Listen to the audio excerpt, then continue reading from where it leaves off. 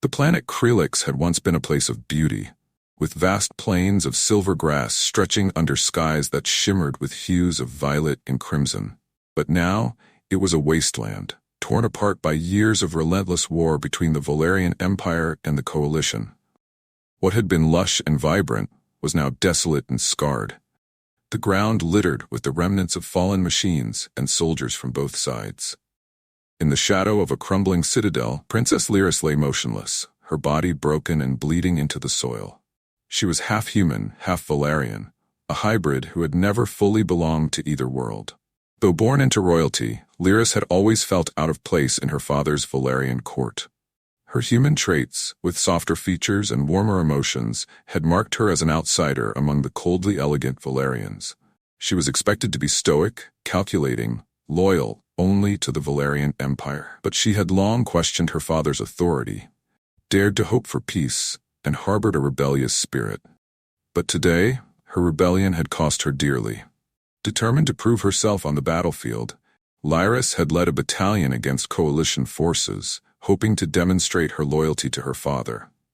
Yet, when the battle took a turn for the worse, her own soldiers had abandoned her.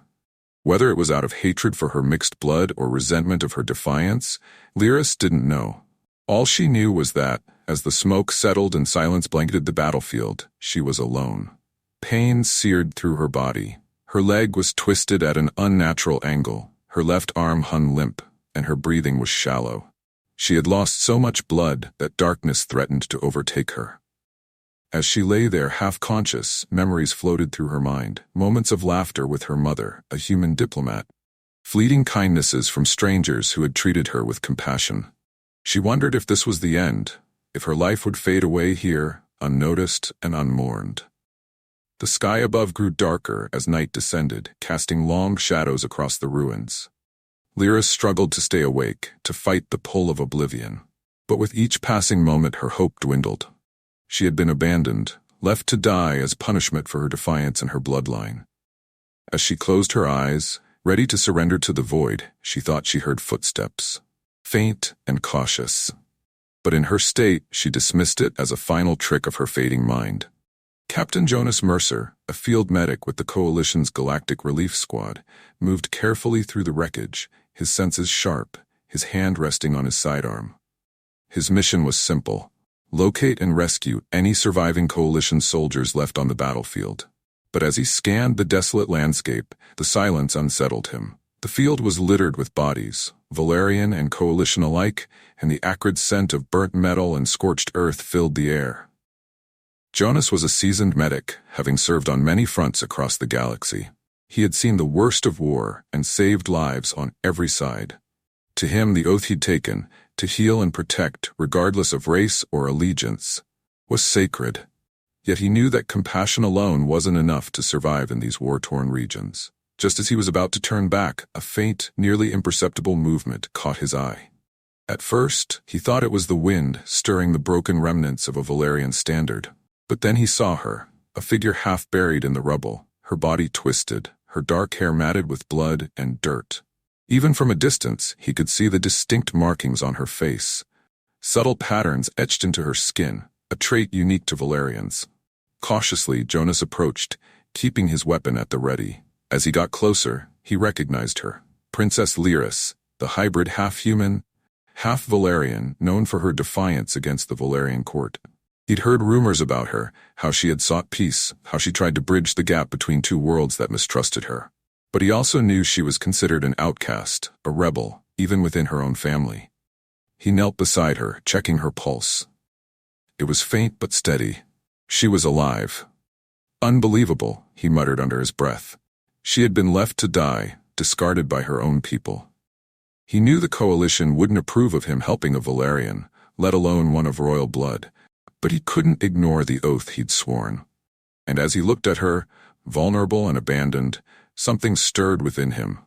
A sense of purpose, a need to defy the boundaries that war had placed between them. Taking a deep breath, he activated his portable medical scanner, assessing her injuries. Her leg was fractured in multiple places, her left arm was severely dislocated, and she had multiple deep lacerations across her torso. Without immediate medical attention, she wouldn't survive the night. "Stay with me, Princess," he whispered, his voice low and reassuring. Carefully, he reached into his med kit, extracting a vial of stabilizing serum. Gently, he injected it into her arm, watching as her breathing became more even. Lyris's eyelids fluttered, and she stirred slightly, her eyes opening just enough to meet his gaze. She looked at him with a mix of confusion and disbelief, as if she couldn't understand why a coalition medic would be saving her. "Why?" she managed to whisper, her voice weak but laced with defiance. "Because I can," he replied simply, his tone firm. "And because you deserve a second chance."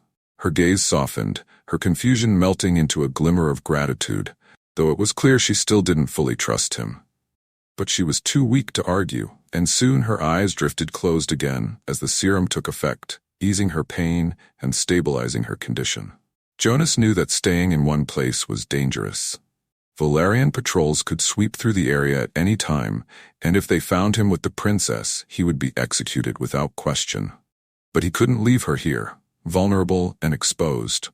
With a quick glance around to ensure they were alone, he gently lifted her into his arms. Despite her frail state, there was a quiet strength about her, a fierceness that he couldn't help but admire. As he carried her through the battlefield, navigating the rubble and ruins, he felt the weight of his decisions settle on him. He was risking his career, his life, everything he had worked for, to save a woman who represented the very empire his people fought against. But for Jonas, the choice was clear. Lyris was more than her title, more than her lineage. She was a person, injured and alone, abandoned by those who should have protected her. And he would not let her die.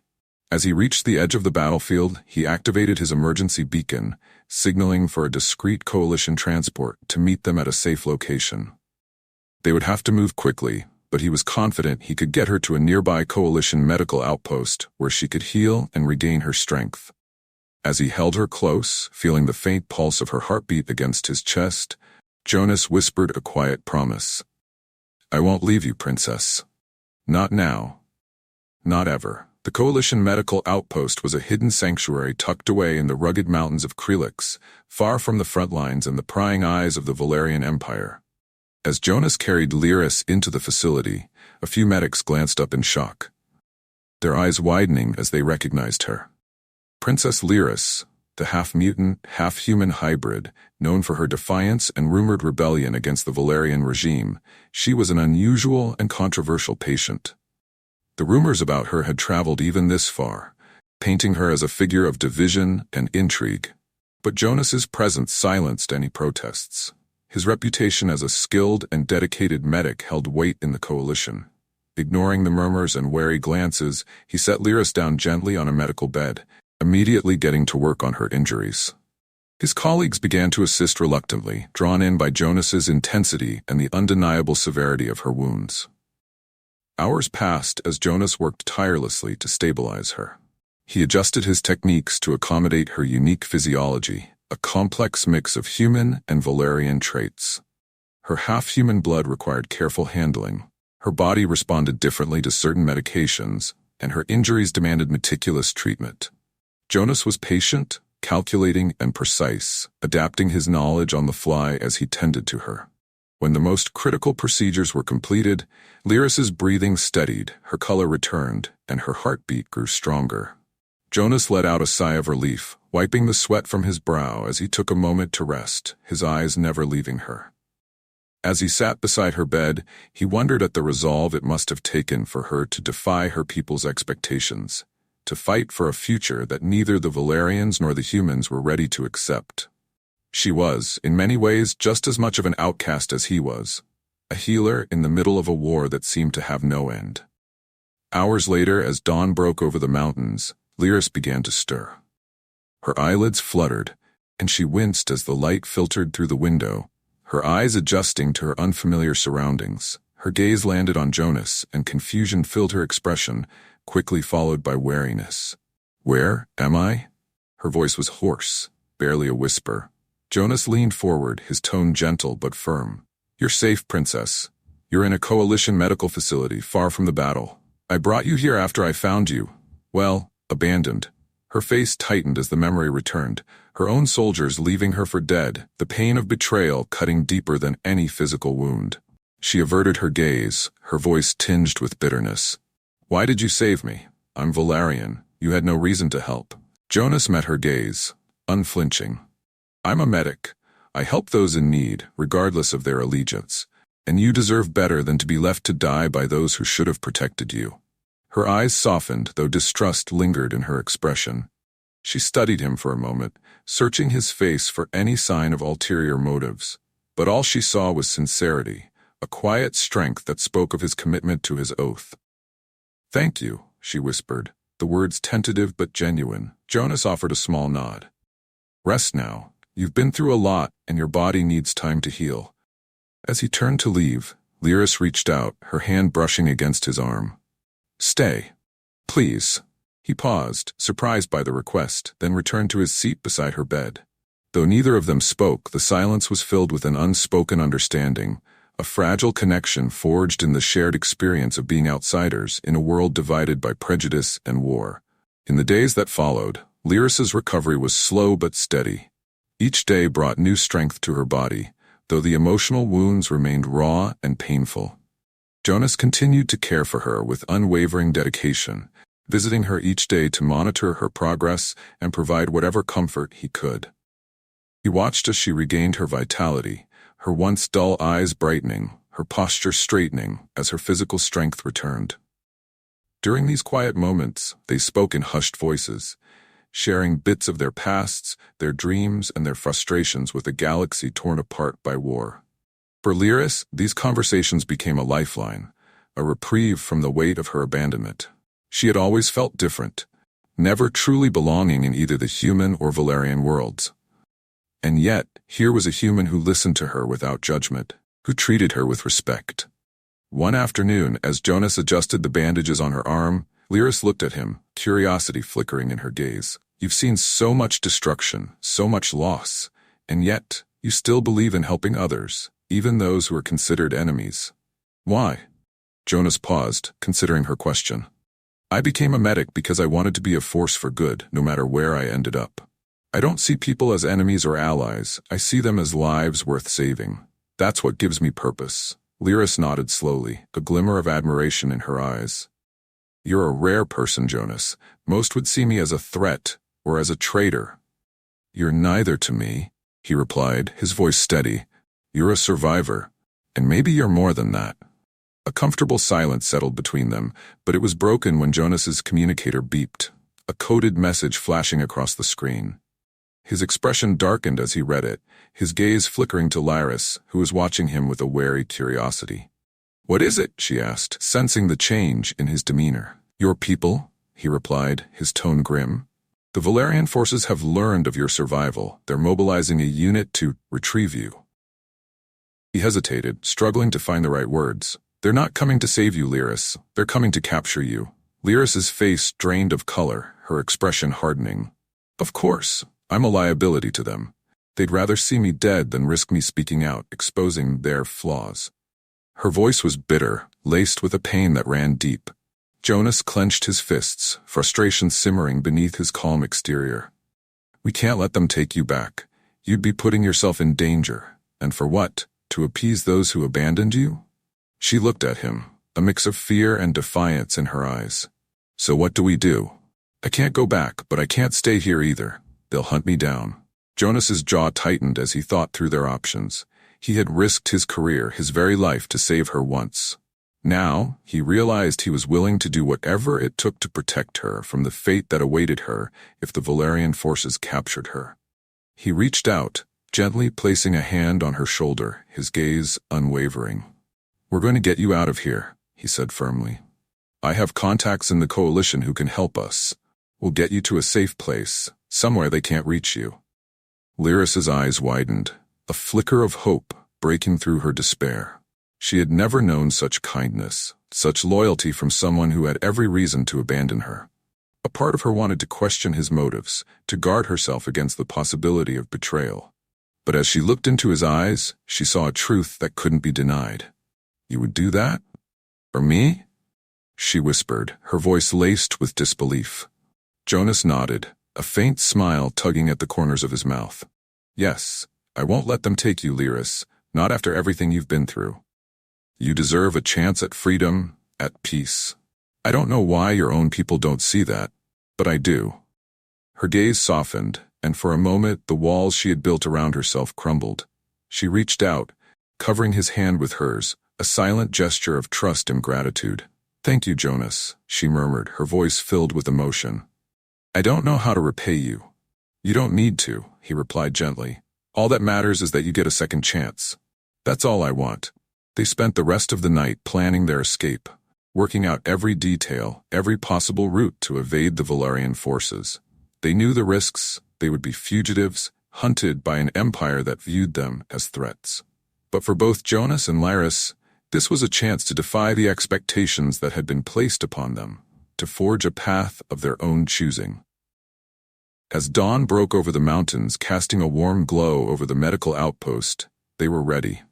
Lyris, with Jonas's help, donned a coalition uniform to disguise herself, the symbol of a shared mission, a shared defiance. For the first time in years, she felt a glimmer of hope, not just for survival, but for a life where she could finally be herself. And as they prepared to leave, Jonas took her hand, a silent promise passing between them. They were more than medic and patient, more than a princess and a soldier. They were partners in a journey that would test their courage, their loyalty, and their very humanity. Together, they would face whatever lay ahead, knowing that, for the first time, they were not alone. Jonas and Lyris moved swiftly, under the early morning shadows, away from the coalition medical outpost. Every step they took was a reminder of the precariousness of their plan. Each mile gained was a defiance of the empire that sought to reclaim her, to silence her voice forever. Jonas had used his connections to arrange for a small, unmarked transport that would take them to an isolated coalition-controlled zone, far beyond the reef of Valarian patrols. But the journey to the transport was fraught with danger. The Valarians had dispatched reconnaissance drones, and the sound of their engines echoed through the mountain range, casting an ever-present reminder that they were being hunted. Lyris, still weakened from her injuries, leaned on Jonas as they navigated the rocky paths and dense forests. She was silent but determined, her resolve mirrored in the way she fought to keep up despite her lingering pain. Jonas could see the strain in her face, the grim set of her jaw, and felt a surge of respect for her resilience. She was not the helpless princess others had assumed her to be. She was a survivor. As they reached a clearing near a riverbank, they heard the unmistakable hum of a drone approaching. Jonas's instincts kicked in, and he immediately pulled Lyris behind a cluster of rocks, pressing a finger to his lips to signal silence. They crouched low, watching as the drone hovered above, scanning the area with a methodical precision. Jonas's hand moved instinctively to his sidearm, his body tense, ready to defend her if they were discovered. But he knew that firing on the drone would give away their position, alerting the Valarian forces to their location. Lyris held her breath, her eyes fixed on the drone, a mixture of fear and defiance in her gaze. The drone lingered, its sensors whirring as it scanned the landscape. Finally, after what felt like an eternity, it veered off, continuing its patrol down the valley. Jonas let out a slow, controlled exhale, his muscles relaxing slightly as the sound faded. "We need to keep moving," he whispered, his voice barely audible. "They're tracking us, but if we stay ahead, we might just make it to the transport before they close in." Lyris nodded, her eyes filled with a fierce determination. "Lead the way. I'm not giving up now." They continued their journey through the rugged terrain, moving as quickly as Lyris's condition allowed. Each step brought them closer to freedom, yet each step also felt like a race against time, a silent countdown ticking toward the moment when they might be discovered. The terrain grew steeper as they climbed through the mountain pass, the air thin and biting, but neither of them faltered. Finally, after hours of tense travel, they reached the clearing where the transport awaited them. It was a small, inconspicuous vessel, its exterior camouflaged to blend with the rocky surroundings. Jonas approached it with caution, scanning the area for any signs of Valarian scouts. Satisfied that they were alone, he helped Lyris into the transport, securing her in the co-pilot's seat before climbing into the pilot's chair. As he powered up the engines, a sense of relief washed over him. They were so close, just moments away from breaking free. But as the transport lifted off, the familiar hum of Valarian ships echoed from the valley below. Jonas's heart sank. The Valarian forces had found them. "Hold on, Lyris," he said, his voice steady despite the tension in his gaze. "This is going to be rough." He pushed the engines to their limits, maneuvering the transport through the narrow canyons and jagged cliffs, evading the incoming Valarian ships that now gave chase. Lyris gripped the armrest, her face pale but resolute, her eyes locked on the approaching enemy vessels. The chase was intense, a deadly game of cat and mouse through the rugged mountains. Jonas's skills as a pilot were put to the test as he navigated through treacherous ravines, barely avoiding the plasma fire from the Valarian ships that streaked past them. The transport shook with each near miss, but he kept his focus, refusing to let fear take hold. As they approached the edge of the Coalition-controlled zone, Jonas spotted an opening, a narrow pass that the larger Valarian ships would struggle to navigate. With a quick glance at Lyris, he took the risk, steering the transport into the tight corridor. The Valarian ships hesitated, unable to pursue without risking a crash. With one last burst of speed, Jonas guided the transport through the pass and into the safety of Coalition airspace. The Valarian ships peeled away, unwilling to provoke a confrontation with Coalition forces. The danger had passed, for now. As the transport leveled out, Lyris let out a shaky breath, her face reflecting a mixture of relief and awe. She looked at Jonas, gratitude shining in her eyes. "You did it," she murmured, her voice filled with wonder. "You really saved me." Jonas smiled, his own relief evident. "We did it, Lyris. Together." The Coalition safe zone was nestled within a dense, ancient forest on the outskirts of a planet known as Galon, a place so far removed from the front lines that few even knew of its existence. The Coalition had built a network of safe houses here, shelters for those in hiding, for refugees and fugitives who needed sanctuary from the conflicts that ravaged the galaxy. Jonas and Lyris disembarked from the transport, greeted by a few Coalition operatives who had been briefed on the situation. Despite the sympathetic faces, Jonas could see their surprise at the sight of Lyris, a figure of infamy among the Valarian and Coalition forces alike. He knew they questioned the wisdom of harboring her. A princess whose very existence threatened to spark an intergalactic scandal. One of the operatives, a man named Commander Oren, approached Jonas with a look of concern. "Captain Mercer, are you certain about this? Hiding a Valarian princess, especially one with her reputation, is a dangerous move."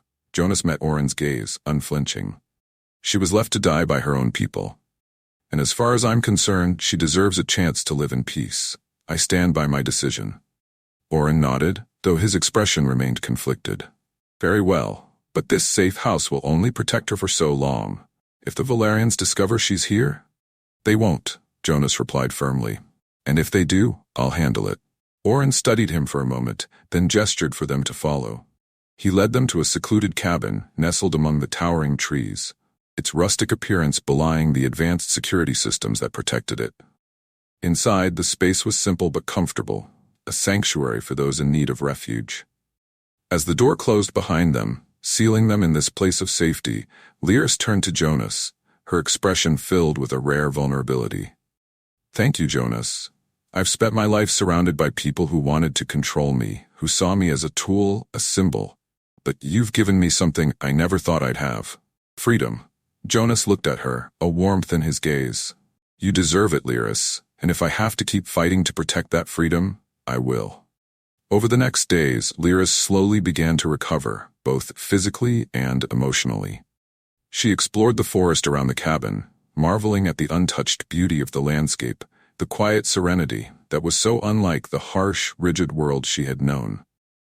For the first time in her life, she felt a sense of belonging, not because of her title or her heritage, but because she was simply herself. Jonas was her constant companion, a steady presence who listened to her stories, her fears, her hopes. Their connection deepened with each conversation, each moment of shared silence, under the vast canopy of stars that spread above the forest. He had become more than a protector, more than a friend. In him, Lyris found acceptance, a place where her soul could rest. But even in their sanctuary, the shadow of the Valarian Empire loomed. They knew that this peace was fragile, that their safety was only temporary. The Valarians would not rest until they had silenced her, until they had buried the truth of her defiance. One evening, as they sat together on the porch, watching the fireflies dance in the twilight, Lyris turned to Jonas, her voice filled with quiet resolve. "I can't stay hidden forever, Jonas. There are others like me, others who live in fear, who are cast aside because they don't fit the mold. I can't abandon them." Jonas nodded, his expression solemn. "Then we'll find a way to help them, together." Their hands met in a silent promise, a bond that had been forged in the fires of betrayal and survival. They had found each other in the darkest of times, and now together they would face whatever lay ahead. They would be a voice for those who had none, a beacon of hope for the forsaken. For Jonas and Lyris, this sanctuary was not just a refuge, it was the beginning of a new purpose, a shared mission that transcended titles, bloodlines, and borders. In each other, they had found strength, compassion, and a love that defied the expectations of a divided galaxy. And as they watched the stars overhead, they knew that, whatever came next, they would stand as one. The peace of Galon was a balm for Lyris and Jonas, but it was a peace they both knew was fragile. As the days stretched into weeks, Lyris regained her strength, her wounds healing under Jonas's attentive care. Each morning they walked through the dense, ancient forest surrounding the cabin, and every evening they shared stories under the starlit sky. Yet, in every shared glance and unspoken word, they acknowledged the looming shadow of the Valarian Empire. The Valarians had not forgotten her. Of that, they were certain. And though Galon was a remote planet, Jonas knew that their sanctuary could be compromised at any time. Each night, as he lay awake, he considered their next steps. It was only a matter of time before the Valarian forces caught wind of her survival. One morning, as the two of them sat by a stream, Jonas spoke up, his voice tense with anticipation. "Lyris, I think we need to consider our options.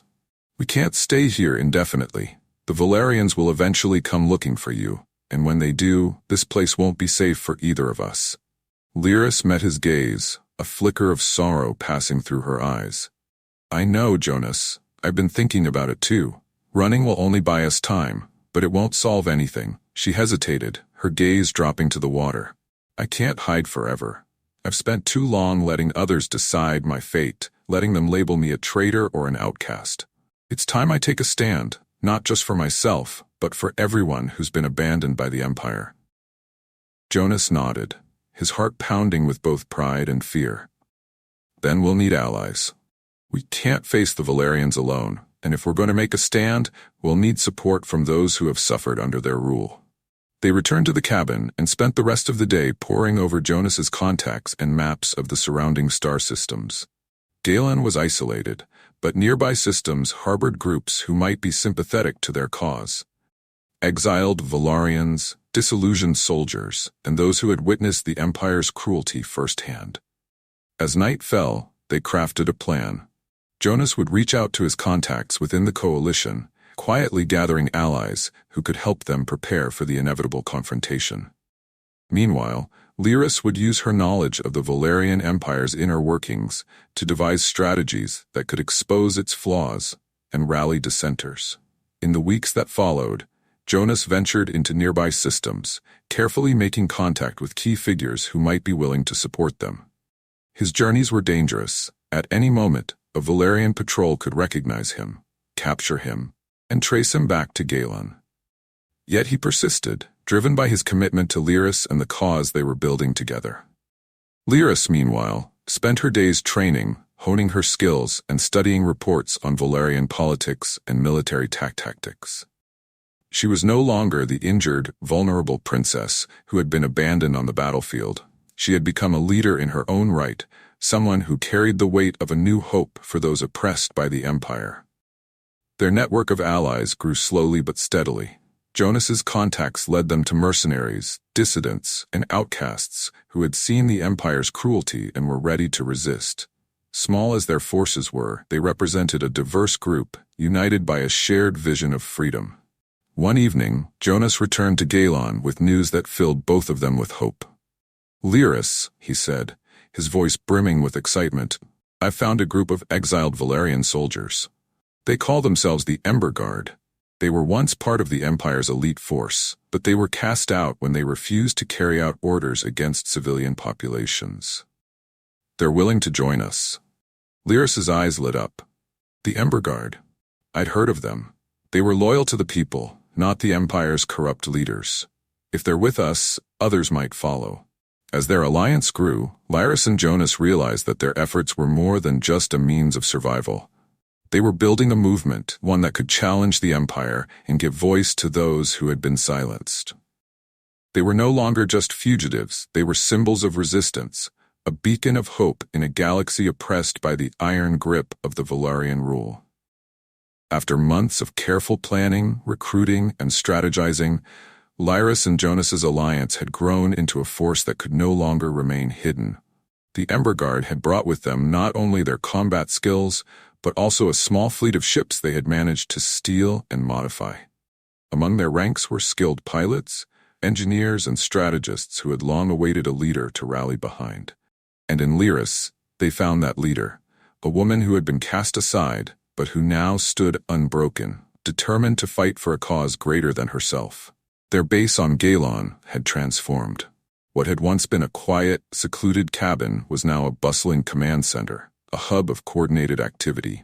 Maps covered the walls, communication devices hummed with encrypted transmissions, and their allies trained relentlessly, preparing for the fight they knew was coming. One night, as Lyris and Jonas reviewed the final stages of their plans, the weight of their mission settled heavily upon them. The goal was simple, yet audacious: to send a signal of defiance to the Valarian Empire, a message that would broadcast across the galaxy, revealing their survival and the truth behind Lyris's abandonment. It was a risk that could lead to retaliation, but it was a risk they were ready to take. "We need to make sure they can't ignore us," Lyris said, her eyes steely with determination. "This signal has to reach every corner of the Empire. It has to be a call to action for those who feel as we do, for those who have lost hope." Jonas nodded, his gaze unwavering. "We'll need to disrupt their main communications relay, the one they use to broadcast across the Empire. If we can hijack that, your message will reach everyone. Nobles, soldiers, civilians. They'll see the truth of what's been happening." Their plan was bold and dangerous. They would target the largest communications relay in the nearby Arcad system, a heavily guarded outpost controlled by the Valarian military. The plan required a coordinated assault. While the Ember Guard engaged the Valarian forces as a diversion, Jonas and Lyris would infiltrate the outpost and broadcast her message. The night before the mission, the atmosphere in their camp was tense. Soldiers sharpened their weapons, checked their gear, and exchanged quiet words of encouragement. Lyris and Jonas sat together, sharing a rare moment of calm amidst the preparations. "Are you ready for this?" Jonas asked, his voice soft yet filled with concern. Lyris looked at him, a hint of vulnerability breaking through her determined exterior. "It feels like everything in my life has led to this moment. For so long, I felt like a pawn, used by those who wanted to control me. But now I'm choosing my own path, and I'm choosing it with you." Jonas took her hand, his gaze filled with admiration and affection. "Whatever happens, Lyris, know that I'm with you. We'll face this together." As dawn broke over Galon, their forces mobilized, ships lifting off into the sky in coordinated formations. Lyris and Jonas flew in a small, nimble craft, cloaked to avoid detection as they approached the Arcad system. The Ember Guard, true to their word, led the assault, engaging the Valarian defenses in a fierce battle that lit up the dark void of space with flashes of plasma fire and explosions. Under the cover of the chaos, Lyris and Jonas slipped past the main defenses, navigating their way to the communications outpost. As they landed, they encountered immediate resistance, Valarian guards who had been left behind to secure the relay. But Lyris fought with a ferocity that astonished even Jonas. She moved with precision, her every strike fueled by years of pent-up rage and a determination to carve her own destiny. Together, they made their way through the corridors of the relay station, fighting their way to the central control room. Alarms blared, and the sounds of combat echoed through the facility. But they pressed on, unyielding in their resolve. Finally, they reached the control room. Jonas quickly accessed the main console, inputting the codes they had acquired from a defected Valarian officer. The console came to life, the main broadcast channel opening before them. Lyra stepped forward, her heart pounding as she prepared to speak. She knew that her message would reach millions, that this was her chance to expose the Empire's corruption and rally those who had suffered in silence. Taking a deep breath, she began, her voice steady and unwavering. People of the Valarian Empire, my name is Lyris. I am the daughter of a Valarian noble and a human mother, a half-blood who has been cast aside, betrayed, and left for dead. I was abandoned because I dared to hope for a future where we are not divided by race, by bloodlines, by fear. She paused, letting her words sink in. I know there are others like me, others who have been silenced, oppressed, told they are less than they are. I am here to tell you that you are not alone. We are stronger than they would have us believe, and together, we can stand against those who seek to control us. Jonas watched her, pride swelling in his chest as her voice echoed through the station, carrying the weight of her conviction, her pain, and her unbreakable spirit. She was no longer just a rebel princess. She was a symbol of defiance, a rallying cry for those who had long been voiceless. As her message concluded, the sounds of reinforcements approached, the heavy footfalls of Valarian soldiers rushing toward the control room. Jonas grabbed her hand, pulling her toward the exit. We need to move. They'll be on us any second. But as they ran through the corridors, the significance of what they had done settled over them.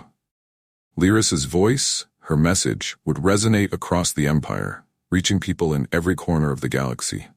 She had cast a spark into the darkness, one that could ignite a movement powerful enough to challenge the Empire itself. Outside, the Ember Guard's ships circled back, providing cover fire as Lyris and Jonas fought their way to their escape craft. They narrowly avoided capture, blasting out of the relay station just as the Valarian reinforcements closed in. As they soared through space, leaving the Arcade system behind, Lyris looked out the viewport, her gaze fierce, filled with the fire of newfound purpose. This is just the beginning, she whispered, her voice resolute. And Jonas, by her side, knew that they had just set in motion something far greater than either of them could have imagined. They were not just fighting for survival anymore. They were fighting for freedom, for justice, for a galaxy that had long awaited change. And together, they would see it through. Lyris's broadcast spread like wildfire. Across the galaxy, her voice became a beacon of hope, her words a call to action for the oppressed, the marginalized, and those who had lost faith in the Valarian Empire. Her message had reached planets far beyond the Empire's borders, stirring not just whispers of rebellion but organized resistance. Reports came flooding in of protests, strikes, and even uprisings among the Empire's colonies. The people were beginning to fight back. But the Valarian Empire was not going to allow a single message to dismantle its iron grip. King Thalros, Lyris's own father, was enraged by the audacity of his daughter's defiance. Her rebellion was not just a personal betrayal. It was a threat to the entire structure of power that he had built and maintained. Determined to crush the movement before it could gain momentum, he ordered the Empire's elite forces, the Crimson Guard, to hunt down Lyris and any of her supporters. News of the impending crackdown reached Galon, where Lyris, Jonas, and their allies were regrouping after the success of their broadcast. Jonas read the report aloud to their assembled allies in the main hall of their base, his face tense. The Crimson Guard has been deployed. They're sweeping through the systems, capturing and silencing anyone suspected of supporting us. They've already targeted key outposts, and word is they're coming here next. The room fell silent as the gravity of the situation settled over them. Lyris looked around at the faces of the people she had come to know, people who had risked everything to support her cause. Fear mingled with determination in their expressions, and she felt the weight of her responsibility more heavily than ever. We knew this day would come, Lyris said, her voice steady but filled with emotion. The Empire will not stop until they've crushed us. But this is not the time to retreat. If we scatter now, we lose everything we've built, everything we've fought for. Jonas stepped forward, his eyes meeting hers. Then we stand our ground here together. We're prepared for this. We have the Ember Guard, the weapons, the resources, and most importantly, we have the truth on our side. Lyris nodded. her gaze sweeping over the room. "We cannot allow the Crimson Guard to silence us. If they take this base, it will be a message to the galaxy that the Empire's power cannot be challenged. But if we hold them off, if we show them that we will not be broken, we could ignite something far greater than this rebellion. We could be the spark that changes everything." The base erupted in murmurs of agreement, each person reaffirming their commitment. They knew the risks, they had always known, but now with the threat so close, their resolve only strengthened. They began preparations immediately, organizing defenses, fortifying the base, and setting up communication lines to alert allies and other systems. As night fell over Galon, the base buzzed with activity. Soldiers lined the perimeter, engineers checked and double-checked the security systems, and pilots prepared their ships for the coming assault. Lyris and Jonas worked side by side, coordinating the defenses, ensuring that every person understood their role in the battle to come. In a quiet moment before the attack, Lyris and Jonas slipped away to a secluded spot overlooking the forest. The sky was clear, the stars bright and unyielding, a silent reminder of the vastness of the galaxy they were fighting to protect. "Are you ready for this?" Jonas asked, his voice low, filled with concern. Lyris looked at him, a soft smile breaking through her serious expression. "I don't think anyone can ever truly be ready for something like this. But I know what's at stake. I know that if we don't stand up now, we may never have another chance." Jonas reached out, taking her hand in his touch, a quiet reassurance. "Whatever happens, Lyris, know that I believe in you. You've given people hope, more hope than I think you realize. And no matter what, I'll stand by you." They shared a lingering look, the weight of their unspoken feelings resting between them.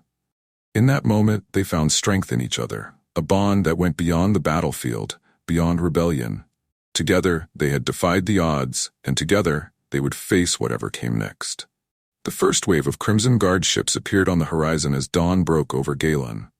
The sleek, red-marked vessels descended like shadows, ominous against the pink and orange hues of the morning sky.